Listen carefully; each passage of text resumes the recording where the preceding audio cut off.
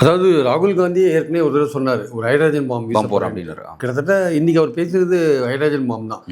அதாவது போன அக்டோபர் நவம்பரில் வந்து ஹரியானா எலெக்ஷன்ஸ் நடந்தது. அதாவது பொது தேர்தலுக்கு அப்புறம், பார்லிமெண்ட் பொது தேர்தலுக்கு அப்புறம் நடந்தது.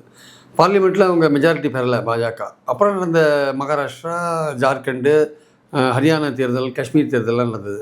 காஷ்மீர்லேயும் ஜார்க்கண்ட்லேயும் எதிர்க்கட்சிகள் கூட்டணி தான் வின் பண்ணிது. ஆனால் ஹரியானாவில் வந்து காங்கிரஸ் வெற்றி பெறும்னு கிட்டத்தட்ட 5 கருத்து கணிப்புகள் சொன்னாங்க. ஆக்சுவலாக ரொம்ப அட்வான்ஸாக இருக்குது காங்கிரஸ், அதுக்கான வெற்றி வாய்ப்பு ரொம்ப அதிகமாக இருக்குன்ட்டு. காங்கிரஸ்குள்ளே பல கோஷ்டி பூசல்லாம் இருந்தது, விஷயம் உண்மை தான். ஆனால் அதையும் தாண்டி அது வெற்றி பெறும் அப்படின்ற ஒரு கருத்து கணிப்பெல்லாம் நிறையா வந்தது. ஆனால் அதிர்ச்சி என்னென்னா, அது கடைசியில் தோல்வி அடைஞ்சிது. அந்த தோல்வி அடைஞ்சதுக்கு அப்புறம் வந்து அதை பற்றி இவங்களும் வந்து காங்கிரஸ் தரப்புலையும் பெருசாக அதை பற்றி ஒன்றும் கண்டுக்கலாம். ஆனால் இந்த கர்நாடகா போன்ற விஷயங்களில், மாதவபுரா விஷயங்களில், இந்த ஓட் ஷோர் விஷயங்கள் நடந்தது இல்லை.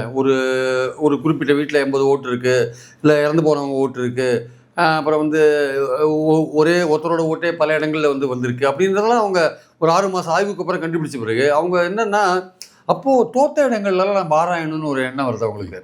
அப்போ உடனே பார்க்குறாங்க, சரி நம்ம ஹரியானாவில் ஏன் தோற்றோம், நம்ம 5 தடவை கருத்து கணிப்புலாம் நம்ம வின் பண்ணணும்னு சொல்லும்போது ஏன் தோற்றோம் அப்படின்றத ஆராயிறாங்க. ஸோ இந்த நாள் வரையும் வந்து இந்த கிட்டத்தட்ட ஒரு வருஷ காலம் ஆராய்ஞ்சிருக்காங்க வச்சுக்கோங்களேன். ஆராய்ஞ்சு அவங்க அந்த எலெக்ஷன் கமிஷனோட டாக்குமெண்ட்டை வச்சு தான் அவங்க பேசுகிறாங்க. ஆக்சுவலாக ரொம்ப அதிர்ச்சி தரத்தக்க தகவல்கள்லாம் அவங்களுக்கு கிடைக்குது. ஆக்சுவலாக